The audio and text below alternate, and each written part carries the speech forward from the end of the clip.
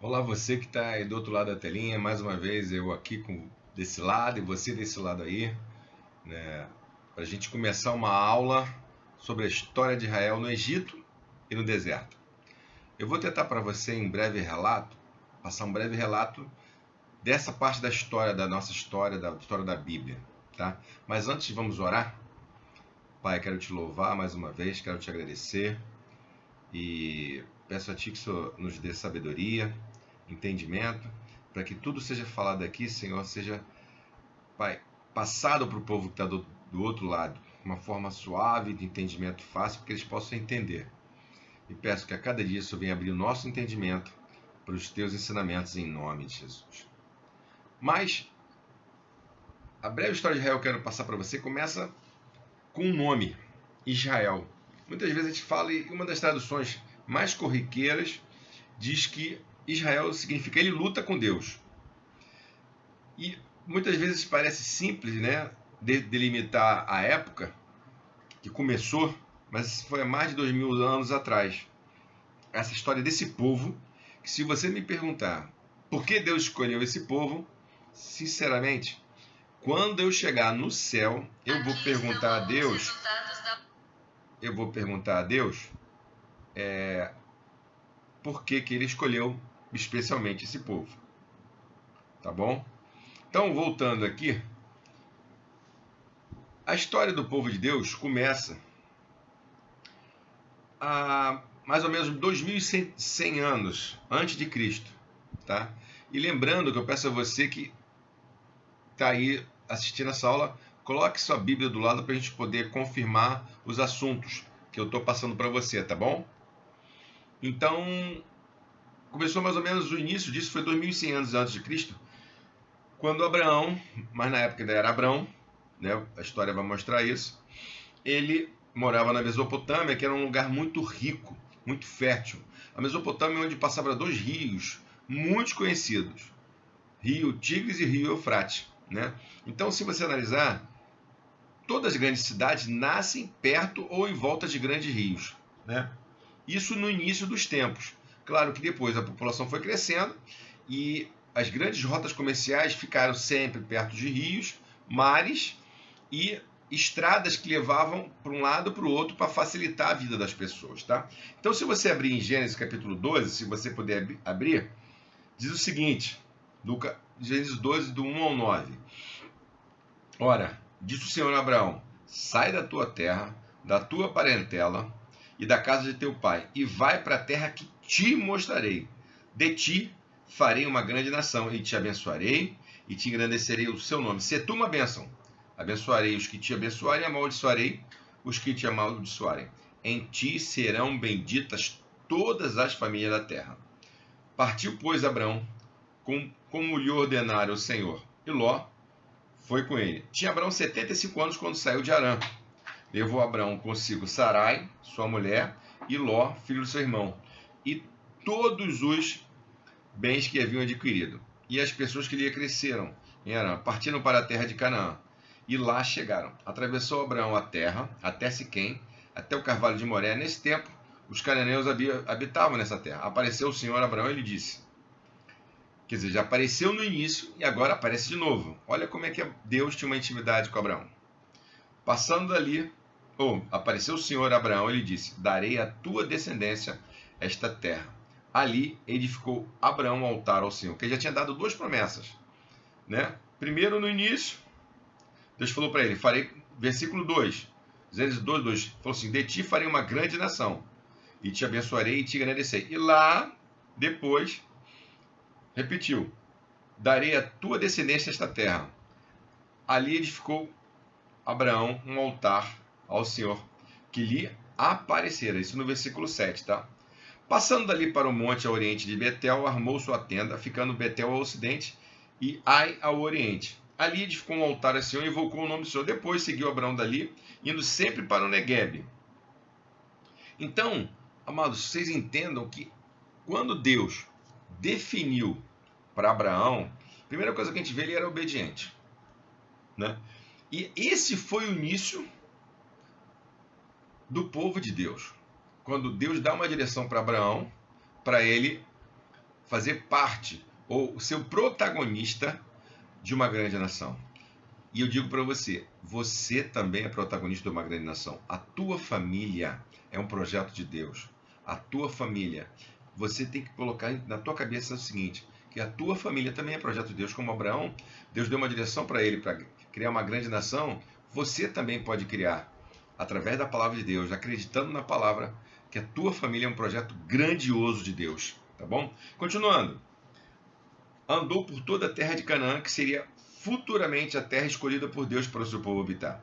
Obediente e temente ao Senhor, Abraão foi honrado por Deus como pai de um povo inumerável. Olha só, vou repetir. Obediente e temente ao Senhor, Abraão foi honrado por Deus como pai de um povo inumerável. Então você abre lá em Gênesis capítulo 15, no versículo 4 e 6.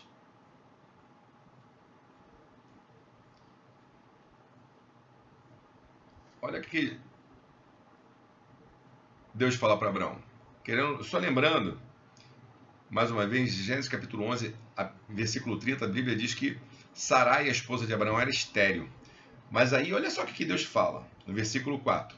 A isto respondeu logo o Senhor, dizendo, não será esse o teu herdeiro, mas aquele que será gerado de ti será o teu herdeiro. Então, conduziu-o para fora e disse, olha para os céus e conta as estrelas, se é quem o podes. E lhe disse, será assim a tua posteridade. Ele creu no Senhor, e isso lhe foi imputado para justiça.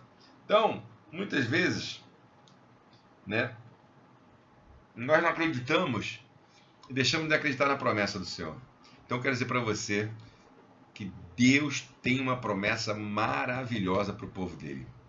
Desde o tempo de Abraão até os dias de hoje, Deus sempre tem uma promessa maravilhosa. Porque Deus é amoroso. Ele é justo, mas é amoroso. E ele se preocupa com seus filhos, né? Então, esse foi o início da história de Israel no Egito, naquela área da Mesopotâmia, né? E aí você vê a descendência, para você começar a entender. Então, Abraão gerou quem? A Isaac. Em Gênesis capítulo 21, vamos lá, Gênesis 21, capítulo 1, Gênesis capítulo 21, versículo 1 ao 7. Nascimento de Isaac. Visitou o Senhor a Sara, como ele dissera, e o Senhor cumpriu o que havia lhe dito. Sara concebeu e deu à luz um filho, Abraão, na sua velhice. Amados, da promessa, quero que você entenda, da promessa, Abraão tinha 75. A conclusão dessa primeira da promessa, Abraão tinha 100 anos. 25 anos esperando a promessa. E muitas vezes nós queremos esperar uma semana pela promessa do Senhor. Uma semana. Mas essa promessa de Deus, ela se concluiu e vai concluir, como concluiu na vida de Abraão, vai concluir na minha vida e na tua vida. Amém? Então, continuando. Ao filho que nasceu, que Sara deu à luz, pôs Abraão o nome de Isaque. Abraão circuncidou a seu filho Isaque quando este era de 8 dias, segundo Deus lhe havia ordenado. Tinha Abraão 100 anos quando lhe nasceu Isaque, como eu falei para você agora. Seu filho disse, Sara, Deus me deu motivo de risos, e todo aquele que ouvir isso vai rir-se juntamente comigo. E acrescentou, quem teria dito a Abraão que Sara amamentaria um filho? Pois na sua velhice lhe dei um filho. Vocês imaginam, ele esperou 25 anos pela promessa. 25 anos pela promessa. Quanto tempo você está esperando pela tua promessa? 1 ano, 2 anos? Você sabe que você que está do outro lado aí, eu tenho uma filha que foi diagnosticada com autismo. Esse ano ela faz 20 anos. Independente do número de anos, eu acredito na promessa que Deus vai curar ela. E vai ser um milagre, não somente na minha família, mas na nossa igreja. Continuando. Então, primeiro nasceu Isaac. Isaac veio quem? Jacó. Olha a continuação da descendência. Se você puder abrir lá em Gênesis capítulo 25, para você entender. Abraão gerou Isaac e depois Jacó. Gênesis capítulo 25. Versículo 19. São estas gerações de Isaac, filho de Abraão. Abraão, como eu falei, gerou Isaac. Isaac, de 40 anos, quando tomou por esposa Rebeca, filha de Betuel, o arameu de Padã-Arã, irmão de Labão, o arameu. Isaac orou ao Senhor por sua mulher, porque ela era estéril. Olha só, Abraão, a esposa dele, Sarai, ou depois Sara, era estéril. E Rebeca também era estéril. Mas, amados, eu quero dizer para você, quando tem um milagre para acontecer, independente dos fatos, independente do que as pessoas digam ou falem, o milagre, no tempo certo, vai chegar na tua família, vai chegar nas tuas mãos. Continuando. Então Isaac orou ao Senhor por sua mulher, porque era estéril. O Senhor ouviu as orações e Rebeca, sua mulher, concebeu. Os filhos lutavam no ventre dela. Então, disse, se é assim, porque vivo eu, e consultou o Senhor. Respondeu o Senhor, olha só, 2 nações há no teu ventre, 2 povos nascidos de ti se dividirão. Um povo será mais forte que o outro, o mais velho servirá ao mais moço. Cumpridos os dias para que desse a luz, eis que se achava um gêmeo no seu ventre. Saiu o primeiro ruivo, todo revestido de pelo, por isso lhe chamaram Esaú. Depois nasceu o irmão, segurava com a mão o calcanhar de Esaú, por isso lhe chamaram Jacó. Era Isaac de 60 anos quando Rebeca lhes deu a luz. Então eu quero dizer para você que está vendo esse vídeo, não se preocupe com a idade. Quando Deus tem propósitos, eles vão acontecer. Então, e aí, né, gerou Isaac. Isaac vai chegar a gerar quem? José. Abra sua Bíblia em Gênesis capítulo 30.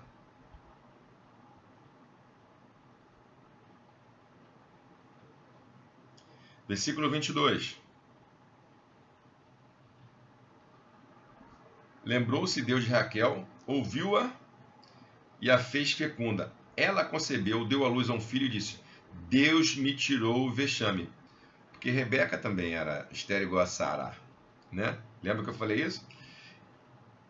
E lhe chamou José, dizendo, dê-me o Senhor ainda outro filho. Tendo Raquel dado a luz a José, disse Jacó a Labão, permita-me que eu volte ao meu lugar e à minha terra.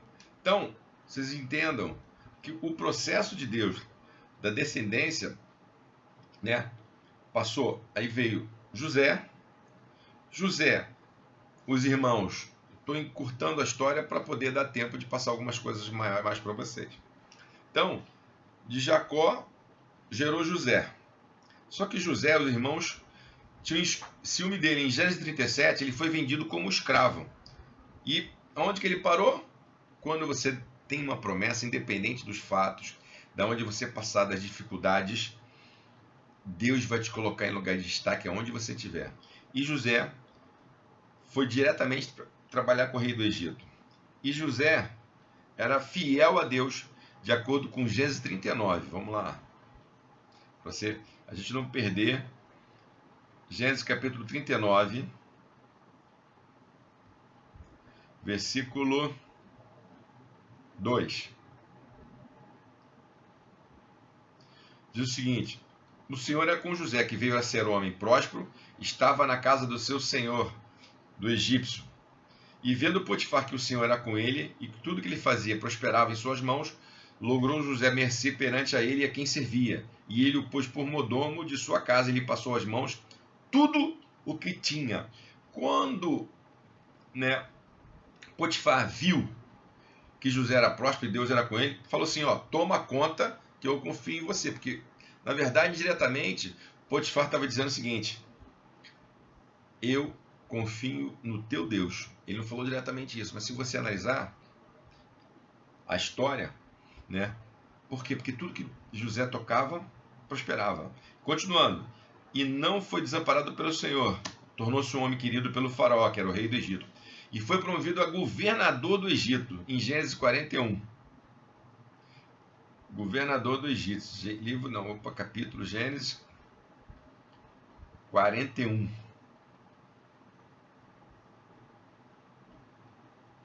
Versículo 37.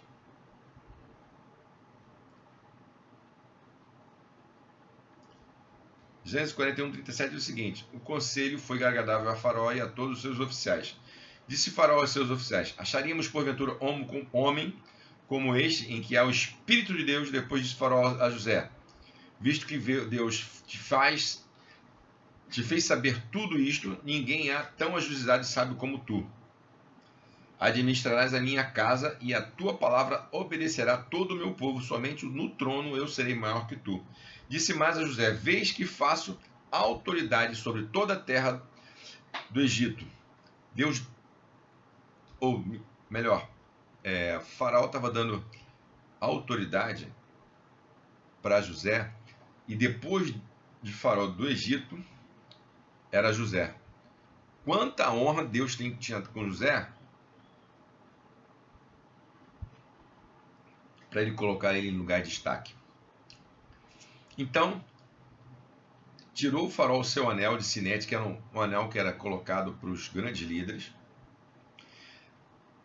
da mão, e o pôs na mão de José. Fê-lo vestir roupas de linho fino, e lhe pôs ao pescoço um colar de ouro, e fê-lo subir ao seu segundo carro, e clamava diante dele: inclinai-vos desse modo, e o construiu sobre toda a terra do Egito. E disse ainda a Faraó a José: eu sou Faraó, contudo, sem a tua ordem, ninguém levantará mão ou pé em toda a terra do Egito. E a José chamou Faraó de Zafenate-Paneia, e lhe deu por mulher a Zenate, filha de Potífera, sacerdote de On, e percorreu José toda a terra do Egito. Era José de idade de 30 anos quando se apresentou a Faraó, rei do Egito, e andou por toda a terra do Egito. Vocês imaginem, 30 anos Deus colocou ele como governador. Você fala assim: ah, mas eu tenho 30, eu tenho 70. Gente, não importa a idade para o Senhor. Se Deus quiser, as coisas vão acontecer. Então, a descendência, depois de José, né? E José, com a sabedoria de Deus, naquela época tinha grande fome. O que ele fez? Trouxe todos os seus familiares para perto dele, né? E o Faraó foi tão bom que deu terras para o povo de Deus cultivar, tá? Para você entender, Deus deu o Egito na mão de um servo dele. Se ele fez isso, ele pode fazer com qualquer um de nós para colocar a gente em destaque, para a gente mudar o quadro da nossa nação. E se você quiser depois, vou passar para vocês um livro que, se vocês quiserem adquirir, se vocês quiserem se aprofundar nesse estudo, tá bom? Continuando. E aí, eu quero que vocês entendam que quando José trouxe a família dele para o Egito, o povo de Deus começou a prosperar assustadoramente na Mesopotâmia, onde era que começou a história do povo de Deus, né, com Abraão. Então, e aí, conforme o povo de Deus foi sendo próspero por causa da provisão de Deus, de uma forma extraordinária, eles prosperaram tanto, ficaram tão ricos e numerosos, que assustaram o reino egípcio. E com esse crescimento financeiro, e também com o aumento da população monoteísta, porque o povo de Deus era monoteísta, já as outras nações eram politeístas, tinham vários deuses. Monoteísta é um deus só, politeísta, vários deuses. E com isso, né, com o aumento da população judia, ou dos judeus, ou dos israelenses, foram subjugados militarmente, submetidos à escravidão. Por quê? Como é que funcionou isso? O governo viu que eles estavam prosperando, começou a cobrar deles impostos e mais impostos, até o momento que eles não tinham mais como pagar impostos. Eles tiveram que, para sobreviver, tinham que virar escravos. E foi isso que aconteceu. E o Faraó, ainda não satisfeito, pretendia interromper de forma definitiva a sua expansão. Decidiu que todos os varões que nascessem nas famílias israelitas deveriam ser mortos. E assim foi feito de forma cruel. As meninas, no entanto, elas ficaram de lado disso, tinham direito à vida. Abra lá em Êxodo capítulo 1, versículo 15. O rei do Egito ordenou as parteiras hebreias, das quais uma se chamava Sifra e outra Poá, dizendo: quando servirdes de parteiras, as hebreias, examinai, se for filho, matai-o, mas se for filha, que viva. As parteiras, porém, temeram a Deus e não fizeram como lhe ordenara o rei do Egito, antes deixaram viver os meninos. Então, para você entender, o povo de Deus quando obedece ao Senhor, a provisão chega. E foi o que aconteceu nesse momento da história. O faraó viu que eu estava crescendo e começou a sugar eles com impostos, né, taxas e etc. Eles começaram a ver que não tinham condições, começaram a se tornar escravos. Então o momento de José acabou e aí o povo de Deus ficou 420 anos de escravidão, né? Só que Deus, o que ele faz? Ele, sabendo do povo, da dificuldade que o povo estava passando, colocou um novo libertador para tirar o povo daquela escravidão. E aí um desses bebês que não foram sacrificados pelas parteiras foi escondido por seus pais dos soldados egípcios. Os pais conseguiram isso durante 3 meses. Quando a vida do bebê passou a correr perigo, um perigo iminente, seus pais o colocaram numa cesta e o soltaram no rio Nilo, de acordo com Êxodo capítulo 2, versículo 1 ao 10. Êxodo capítulo 2, eu estou errando até o capítulo, gente. Versículo 1 ao 10. Foi-se um homem de casa, Levi, casou com uma descendente de Levi, e a mulher concebeu e deu à luz um filho, e vendo que era formoso, escondeu por 3 meses. Não podendo, porém, escondê-lo por mais tempo, tomou um cesto de junco, calafetou-o com betume e piche, e pondo nele o menino, largou-o no carriçal à beira do rio. Então, para repetir, para vocês entenderem, o faraó queria que todos fossem homens, forem sacrificados, só as mulheres ficaram. Só que as parteiras não sacrificaram os garotos.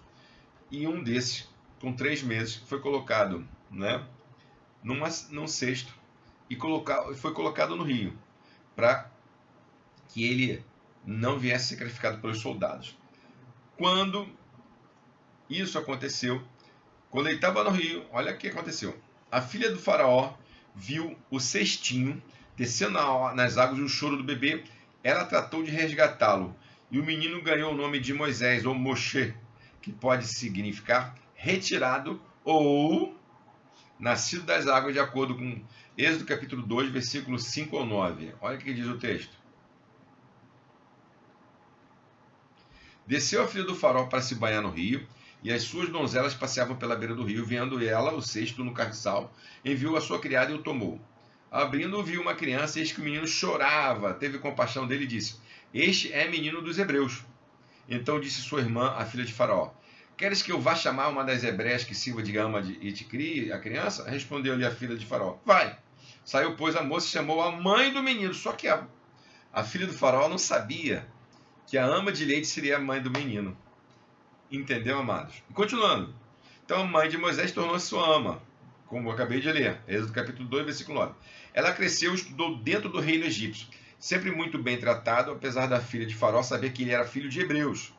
Um dia, enquanto vivia no reino e já adulto, Moisés foi visitar seus irmãos, hebreus, e viu um deles ser ferido com crueldade por um egípcio. Irado, Moisés matou o egípcio e escondeu seu corpo na areia. Amados, tudo que você faz, Deus está vendo, mas também outras pessoas podem ver. Irado, Moisés matou o egípcio e escondeu seu corpo na areia, mas as notícias correram rapidamente.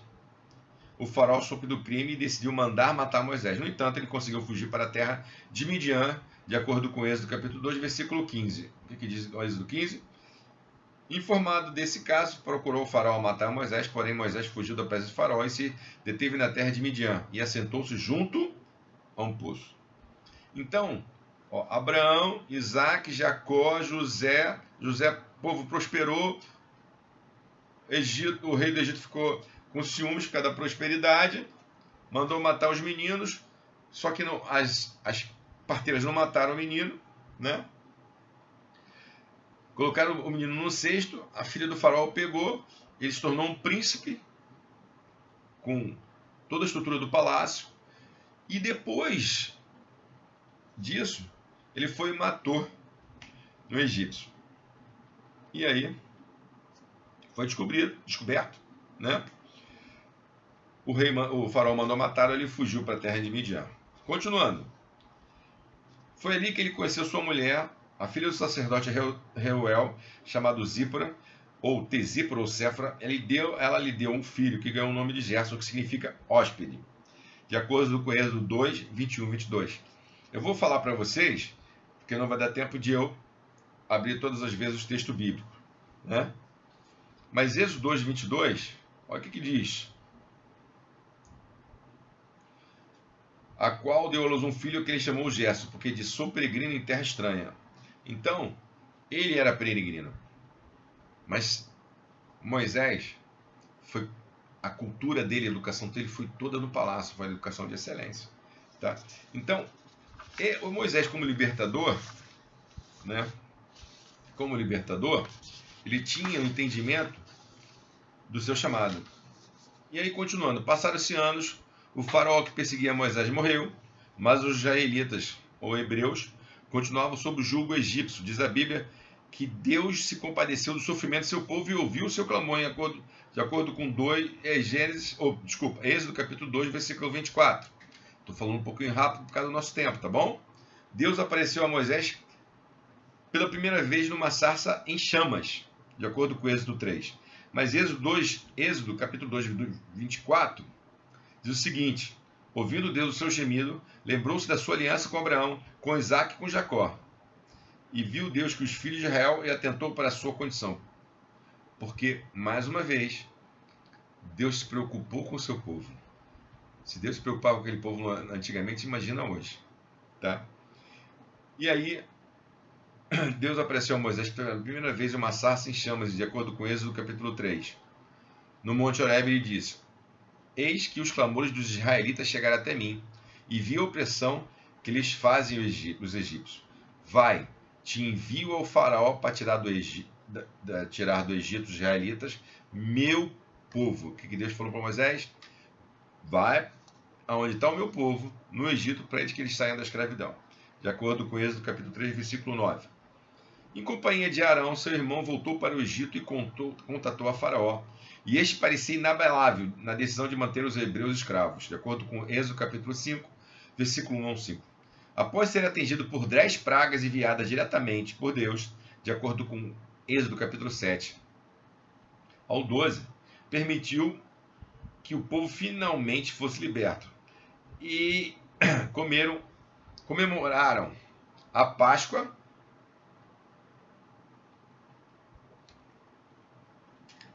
e partiram em direção ao deserto, de acordo com Êxodo capítulo 12, do 37 ao 51. Olha o que fala. Vou falar só o 37 para vocês entenderem. Assim partiram os filhos de Israel de Ramassés para Socote, cerca de 600 mil a pé, somente homens, sem contar mulheres e crianças. Então eram 600 mil homens. Vocês imaginam que dava aproximadamente 3 milhões de pessoas, 3 milhões de pessoas para que Moisés levasse esse povo para a terra prometida. Imagina, gente. Você lidar com a sua família já é difícil, imagina 3 milhões de pessoas, né? Porque tem, além dos homens, tinha mulheres, crianças e etc, né? Então, era aproximadamente 3 milhões de pessoas ali, começava a caminhar na direção a Canaã. A Bíblia fala em 600 mil homens, como o texto fala, mas juntando homens, mulheres e crianças é muita gente. E aí, chegaram no deserto. Nas 4 décadas de caminhada do deserto, Deus falou diretamente com Moisés. De acordo com Êxodo 14, Êxodo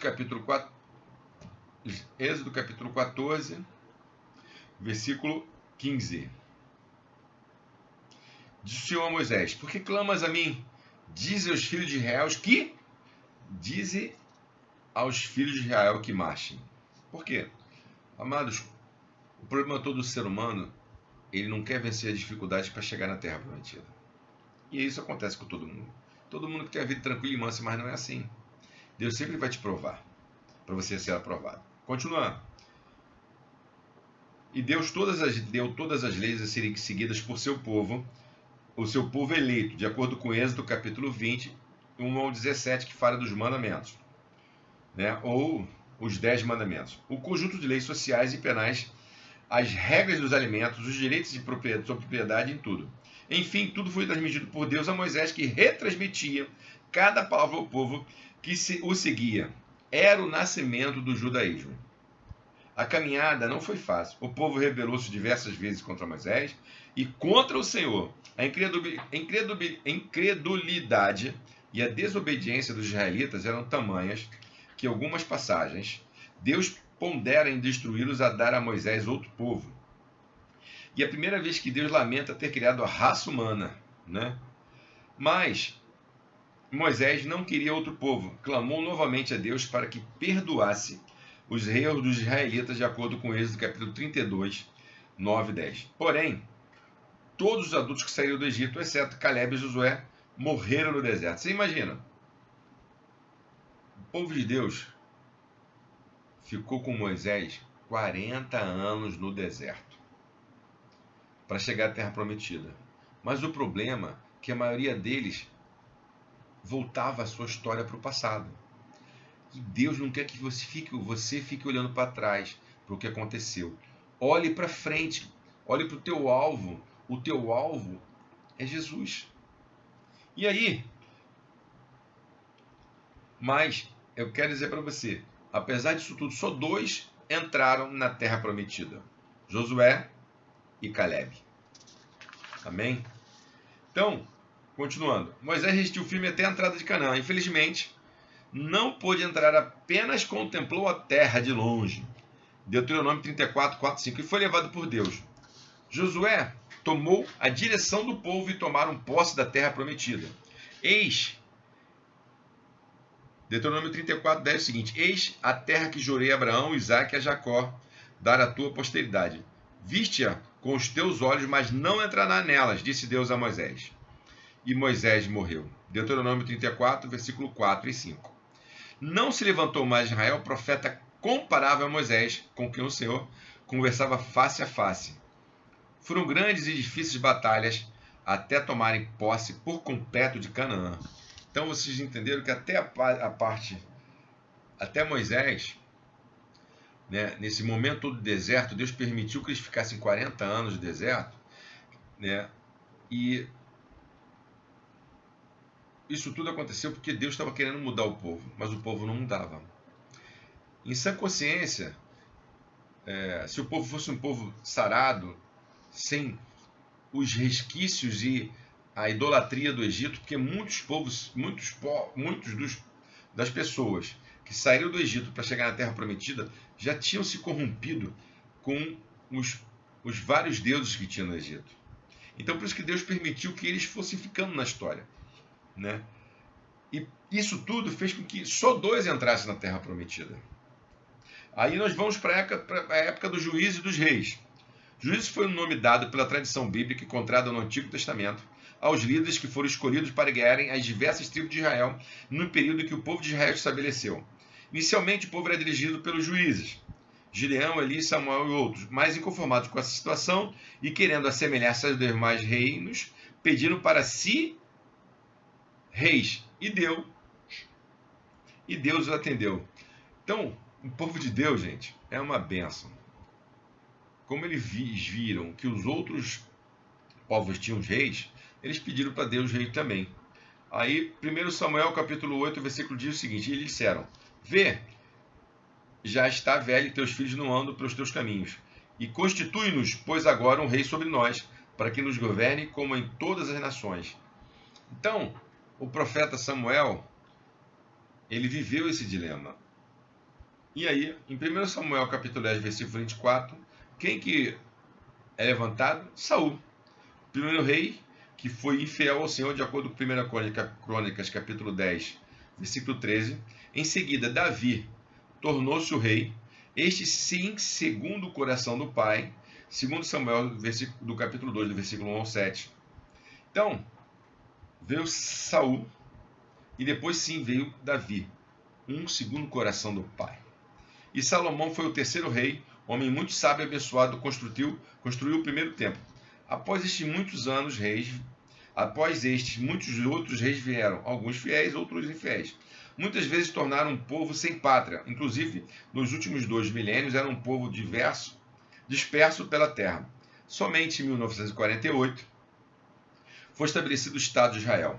Os judeus seguem apenas as leis de Torá do Antigo Testamento até nossos dias. Jesus Cristo não é aceito como Filho de Deus. Eles não aceitam Jesus como Emanuel, como nós aceitamos. E os livros que compõem o Novo Testamento são desconsiderados pela maioria da religião judaica e ainda esperam pelo nascimento do Messias, tá? Hoje é apenas uma nação, a mais no planeta, e não detém para si nenhuma das promessas bíblicas. As referências existentes na palavra a respeito de Israel certamente referem-se ao povo formado pelos eleitos de Deus espalhados sobre a terra. Amém? Eu sei que eu tive que acelerar um pouquinho por causa do tempo, tá? Mas eu quero dar para você um livro chamado Panorama Histórico de Israel para Estudantes da Bíblia. Antônio Renato Russo, de Curitiba, a AD Santos Editora.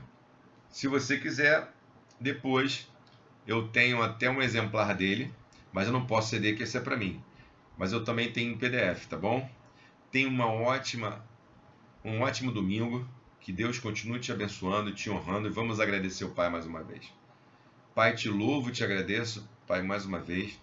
Eu peço a Deus que o Senhor abra os corações para esse entendimento da história de Israel, para que as pessoas possam entender um pouco o que aconteceu com o povo, desde Abraão, Isaac, José, Moisés, Saul, Davi, Salomão, para que eles possam entender, né? E se eles tiverem disponibilidade, que o Senhor os oriente para buscar mais o conhecimento. Por isso, quero te agradecer, Deus, por esse tempo, pedindo que o Senhor nos dê sabedoria para não errarmos como o teu povo errou, em nome de Jesus. Amém. Tenha um resto maravilhoso de dia e fique na paz de Cristo.